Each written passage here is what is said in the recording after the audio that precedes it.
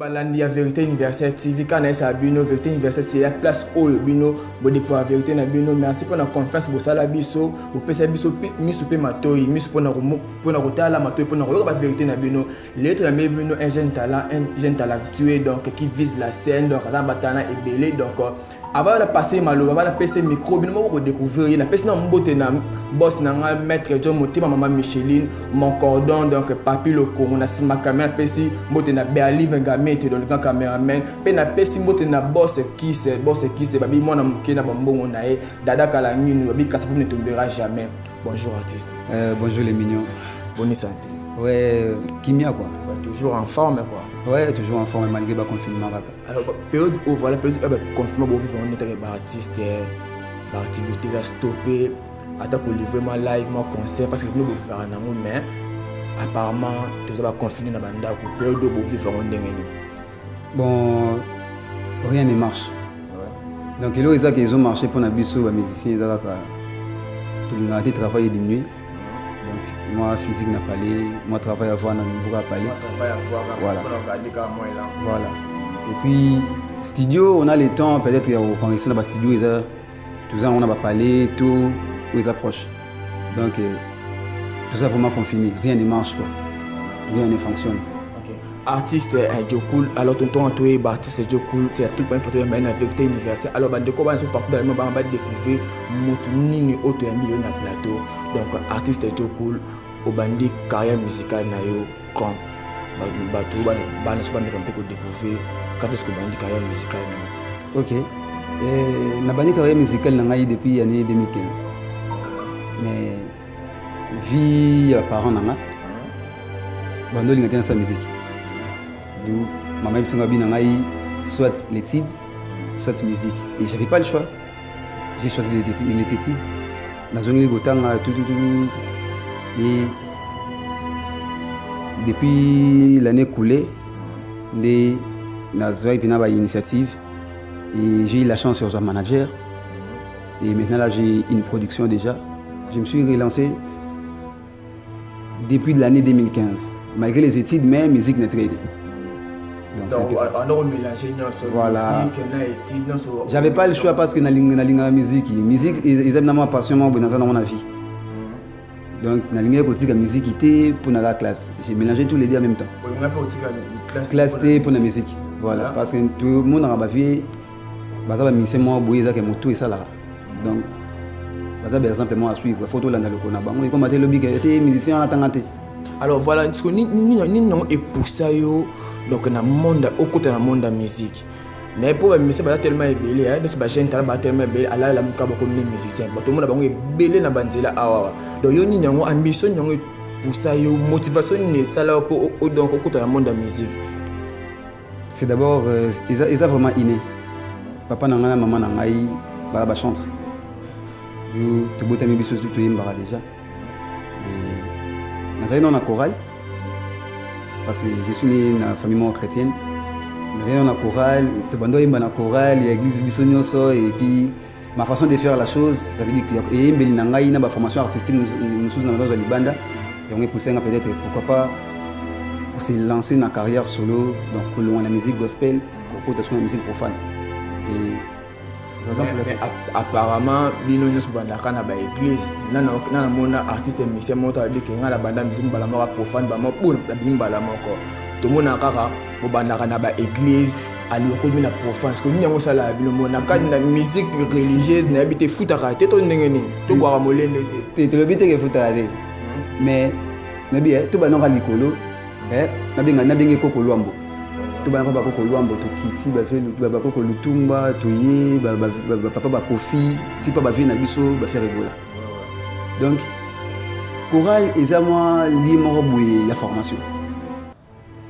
Donc tout ta wani za formation les des formations moi boye. Comment expliquer les moi formation na kaso malobaté mais en tant que vous en a chorale bozoé bosa elanza boyembe lanza un moment donné pour le ngba moko au coaching so c'est mutanda ko former ça CP là. Na bien muto soit tangi cinéma. A retourné cinéma wapi na église. Muto tangi film tangi ko ça cinéma faut que pratiquer cinéma na si ko singi cinéma il s'appliquer. Le problème est que musique au banda qui na gospel, musique religieuse, au changer forme de musique, ou même la musique mususu. Les mots sur le baquet, ozaki ou même na coran église ou même musique mondaine. Alors moi j'ai changé moi test non. C'est automatique. Ça allait passer par là parce que j'ai un papa, je peux dire parce que je suis orphelin de père, j'avais un papa qui était pasteur. Vous voyez? Comment tu peux te faire plonger dans le domaine où les parents n'ont pas coordonné à monter? Tu as trahi un Nzambe. Tu as trahi un Nzambe parce que l'ambition n'est pas même Nzambe a l'ambition de la musique. Mais cela n'est pas dit que non, tout ça, tout ça, musique, tout ça, il a raté. Papa n'a pas eu rançon, il a prié, il a joué, il a fait l'homme. Cela n'est pas dit que ça, il a raté. C'est l'idée que je suis dans l'église. J'ai le temps pour glorifier Nzambe Nandaku. Peut-être que sur mes comptes Instagram, tu verras que nous avons des bâtiments dans Nzambe. Donc, tu peux aussi que Nzambe dépend de la musique. Parce qu'il y a ça au-dessus de mon nom. Ok, voilà, merci beaucoup à Tsedjoko. Alors, tout le monde a eu une carrière solo en 2015, 5 ans déjà. Alors, tout le monde a eu une carrière en 3 ans, 2 ans pour moi, la chance de faire des choses, pour moi, pas bimi. Mais qu'est-ce qui empêche d'habiter mon solo? Producteur n'a produit bien à freinage tout apparemment il faut bima déjà 5 ans c'est beaucoup ça na talent pe mais ça m'a 4 mais ça il y a bien dans l'émission c'est que na bimi tu sais il y a combien de jeunes talents ba fana banda kuna bango ba 8 ans les dans l'émission ko bima ndesi genre ndesi ko yeba na maintenant tout moi ba jeune talent musu ba me ko bouger moi Afrique entière c'est ce que j'ai dit faire mouver l'Afrique ou avoir de la baise, cela n'est pas dit que non, tu fais une bonne musique. Cela n'est pas dit que oui, musique, les capables de faire un c'est la musique, il y a musique, moi, l'équipe. Donc, il y a des les mignons, il faut que tu aies des c'est par là maintenant tu verras que tantôt Djoukul, Ayemba, tantôt Makasi, tantôt Djoukul, Ayebi musique. C'est par là que tu auras la différence. Donc, c'est pas dit que non.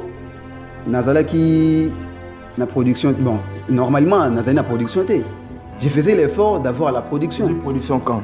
J'ai eu la production cette année si je peux dire parce que j'ai maintenant des clips qui est déjà disponible. Ma chanson Doucement était sortie depuis l'année passée. J'avais pas de production, là c'était F perso.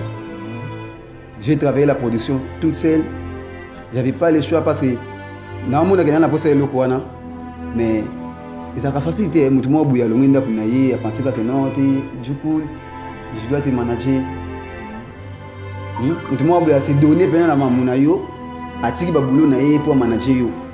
Mais apparemment, le terrain est moi, mon boulot est dans le terrain est moi compliqué, pas tout le monde est artiste, tellement belle paiement. Parce que nous, ça là que nous pouvons battre au bord de la biso que Joe coupe na bongo. Ndenge makambo ngo koti yango pe la kota ngo kala boyeke akotia moi chaleur moi chaleur pe ma donc rozala pe na monde ngo bino ba jeune ngo bino tout le monde ba komita mebele ba star jeune pe baza auto côté na République démocratique du Congo so nyangwa c'est que yo pe ndo koti maman qui moi un peu c'est pour bakisa tant objectif est déjà visé il faut pour continuer à chemin des objectifs est aller. Je ne peux pas dire que ceux qui nani ayaki ya salaki loko boye nga pe funa yana saka loko boye. Vous comprenez? Donc na rôle va dire que non encore ya ko sala boye nga pe funa ya sala boye. Non. Mutamta na parcours na na bien de lever na de king fali poups. Asa de niveau mo boye likolo mais état que veut fali poupa ayebi que ezape na vie mo boye ou eza que fali fois qu'il ne pas na ye tato que akendara pas na ye ba travers na vie. Moni, cela n'est pas dit que non avoir plus de fans, plus de la baise que Oyebi, to Ozalikola Batutu. Donc pour dire à mes fans, to ya batu o bazo la démission o. Et ça juste que ils a na kosenga bango ba pesanga chance. Yo kanzimbo djuku, yo la dabilo djuku parce que je me sacrifie. Et si j'ai fait cette chanson-là, ou si j'ai fait la musique, c'est pour nous satisfaire de vos fans. Vraiment. Alors, merci beaucoup. Alors, les premiers albums, on a préparé l'album. Donc, single na habité sur déjà donc on est dans la marche tout préparer non. On a préparé l'album t. On a ba ambition sur l'album t. Mais je viens de travailler un maxi single. On a travaillé sur un maxi single où ils ont contenu 4 titres. Donc il y a un monde où ils ont travaillé instantanément parce qu'ils ont 4 titres dans 4. Il y a 2 titres déjà où ils sont disponibles. Il y a des titres où il fait tout ça, le tournage. Vu que, voilà, ouais, doucement, et puis la chanson Bébé, où il met le 8 mars, il y a déjà disponible. Et il y a des chansons où il y a tous les non, va faire un confinement. Tout s'est relancé, mais on a le tournage et puis promotion. Alors voilà, ton appétit quand moi, l'eau m'a oublié. Donc moi vocal moi le mot yo kana pour non CP ça Joyce Tumba donc aussi de la presse tout attends moi ça chanson moi dédié na ba maman africaine ba bébé mais so que ba mère na biso ba sœur na biso ba leki na biso donc ba bébé chanson moi tout le 8 mars imagine le 8 mars moi na ba elle a la beauté de maman africaine. Toujours souriante et tellement brillante, j'étais toujours déçu, et Dieu me l'a prescrit. C'est la femme de ma vie, plus jamais les soucis. Aïe aïe aïe, suis point charme, elle m'a Cendrillon. J'accepte tout, j'étais ma jaja. Elle me fait bien à Katimini, yeah yeah, ma bébé, elle me fait bien à Katimini. Yeah, yeah, ma bébé, oh yanga bébé, aza bébé, oh yanga chérie, aza bébé, oh yanga bébé, aza bébé, maman, oh yanga chérie, aza bébé. Donc une chanson dédiée pour toutes les femmes africaines. Quoi. Là c'était pour faire plaisir à Boss Kiss Gomez. Babi moi na mukina bambongo na e donc elle me fait plaisir na ba Katimini. Elle me fait bien à Katimini. Elle me fait bien à Katimini. Comment expliquer? Elle me fait bien à Katimini. Expliquer. Moi c'est imagine non grand pote mère le ba fait na fali pour ba fana. Mais ils ont pas bien mo ça le son na mutemati. So moi si nous venons dans la salle de bien monter maté sauver au linga yene yo ngala biki non o yangai asala nga bien na Katimini ça veut dire asala nga bien na kata motema Katimini mais motema na kati boli motema na libanda do ya mama motema boli ngoza motema do yangai asala nga bien na Katimini do na kati ya motema. Ok, merci beaucoup. Alors quels sont tes objectifs aux anamo na ba vision na la musique au sala? Objectif, tout comme vision, ils en ont toujours été. Tant que tu es là-bas, Coco Bazalek na musique, Lilo Bakei, papa Baye, Bakei, grand frère Baye, Bazo Lingapé, Bakende. Donc, biso peut-être photo Luka, tu es en ciment, tout tikapé Babilimbo, na biso Zag Bayaya, papa Batika ki Bakoko. Donc, objectif est d'aller que tout ça la musique, tout honorer RDC, tout honorer Afrique, pourquoi pas le monde entier. Voilà, alors artiste Joe Cool, bino ba artiste un peu beaucoup moins un peu ko bank ça biso mo muke. Komona lelo to ambi Joe Cool le temps mo betata 12 millions de vues na YouTube. To même pe Joe Cool ba l'équipe na TV, a komi kobo ya pe ba vie na e. Pour ndenge na bino ba chaîne talent. Les so 12 millions de filles sur YouTube viana et logo te viana pima leki viana leki ozuma viana pima viana pima donc na leki pour na nini nyong ça ba chaîne tala bongo oui arme musique izani ils conscience tant où ça que o leki vie na musique pour salir 12 millions de vues sur YouTube 12 millions ils ont des fans botale. Cela n'est pas dit que sur 12 millions de vues sur YouTube que l'équipe va vie na fan. C'est l'ingratitude. On ne peut pas manquer de respect. Oaza liboso na yo étant que grand frère à sa grand frère. Génération nangai tout ça ba master. Vous voyez, génération nangai tout ba master mais tant on va dire que grand frère.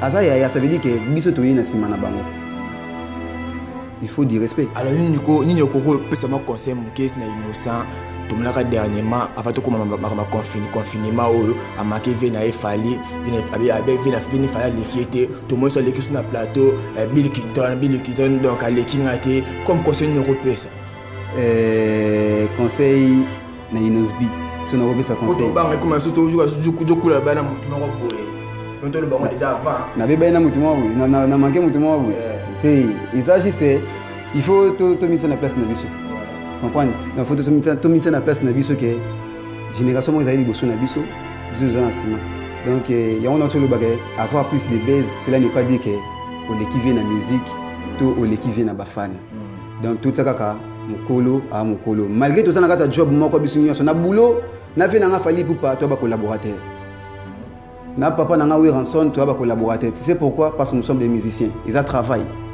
mais consciemment na ebike wana a papa wana aza vie alors je peux pas calculer vie nanga parce que kindaki direct mbala moko ya ki via bon, direct makambo na bango conseil direct mbala moko innocent makambo na bango ndeti ngai juku les concernés ngate ti ala collègue nous nga collègue nous c'est musicien conseil na ngai no apesa kana innocent mais na génération na biso mobimba il faut faire direct parce que mutabandaki mambo faut direct parce que on peut pas ça me conseil mutabani mabete mais muto da continue mabe ba loro moko ba conseiller ka muto na na kiti mais au déjà kei donc mon c'est déjà et le mot compliqué yes moi conseil parce que déjà lobby mabe mon dans le sens là peut-être pas ma bête wala conseil peut-être lobby dans ma bête moi conseil moi ça mais peut-être aza mututi inosbi aussi réfléchit très bien ayebi que tantôt oyo ameke kolobela bongo aza yaya aza mutu peut-être aza na tane mo boye agardaki ezake orsoana vie na ye donc agarda soana mais tout ça batute na bi so na un problème na yo que na on se sentir gêné tout ça se sentir gêné ezaka na moko luka muningati to sani to soigner relation ti eza bongo na innocent na vie na fali pupa biso to salonner à Congo comment quand même mais yango wana resté eza moni eza le moment où nouvelle génération faut to déterrer yango to déterrer yango to longola yango pe to boaka moni structure ya polémique c'est ça qui détruit la musique congolaise c'est ça qui détruit la musique congolaise parce que moi je me demande aujourd'hui que le monde entier écoute que mon papa Koffi Olomide fait un feat avec Uwe Ranson. Tu sais on aura combien de vues sur YouTube?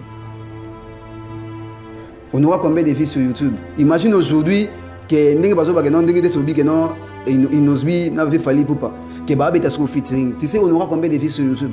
Mais ba fait ba mo box et bino vie que petit ba mo manquer ba fait ba respect.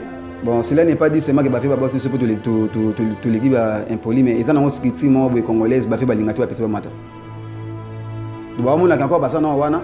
Moi tu as tout le monde là ba mo c'est tout fanda wana ezate. Donc ça bagarre. Mais ils ont dit que les gens ont respecté pour la musique, mais tous les gens consciemment que yaya, les qui master as a master. Et le est important.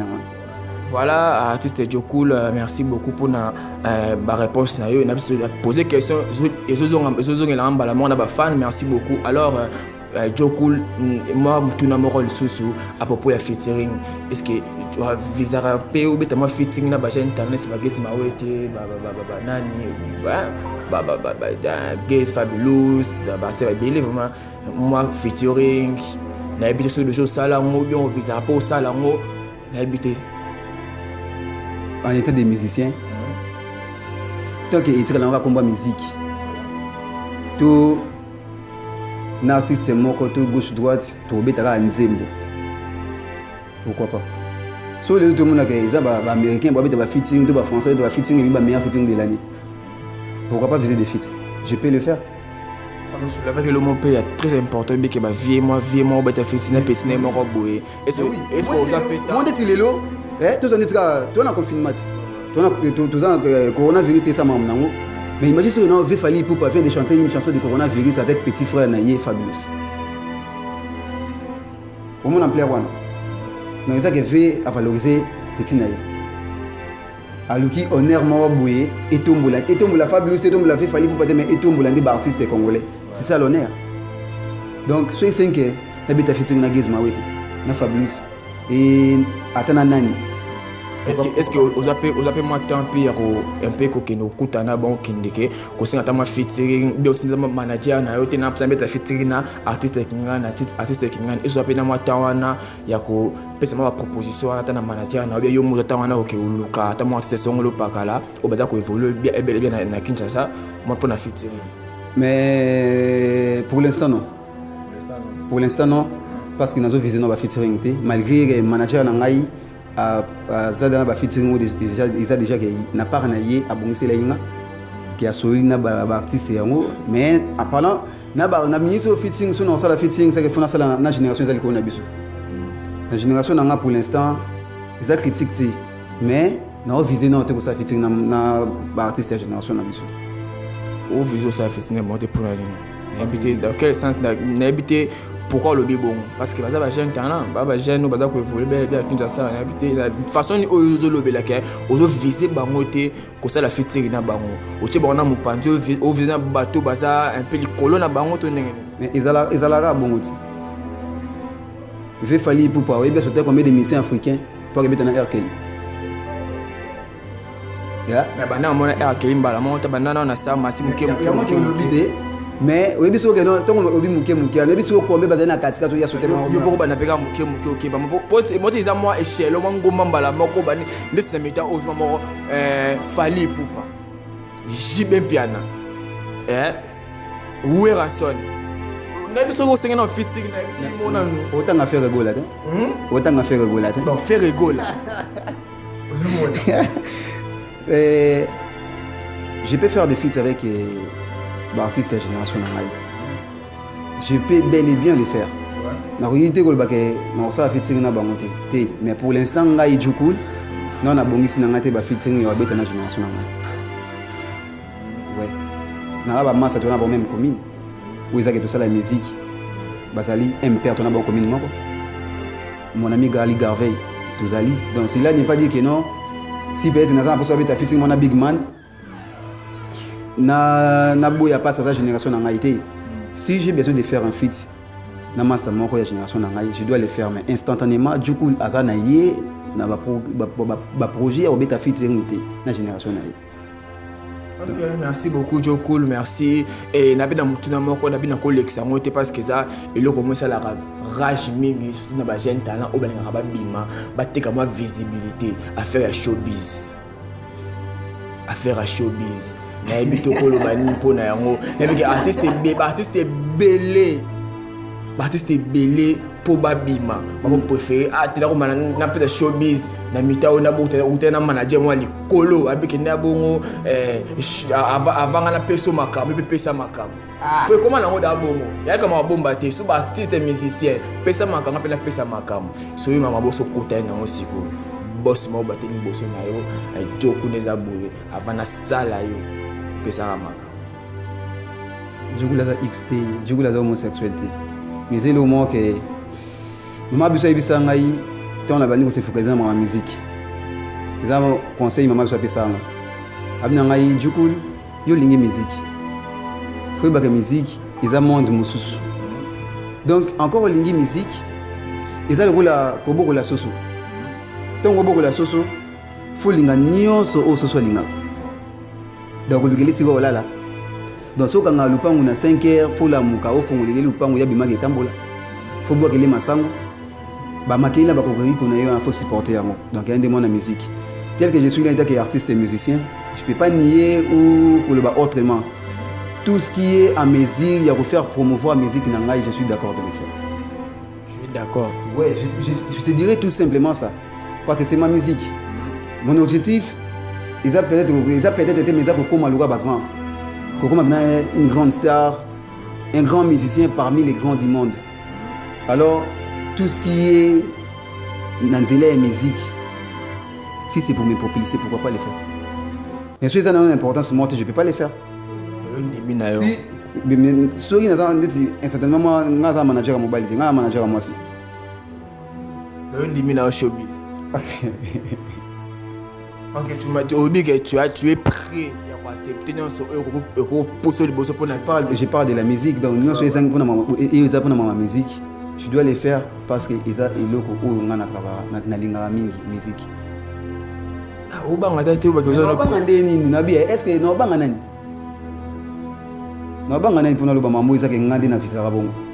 j'ai pas dit que non, je suis homosexuel. Mais toute chose qui se mettra sur ma route, ce qui est dans ma musique, c'est béton. Merci beaucoup. Merci beaucoup